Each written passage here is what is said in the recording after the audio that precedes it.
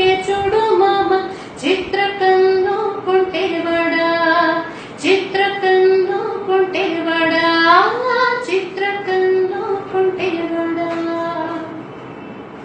ఏం చెప్పాలో అర్థం చేస్తలేదు మీరు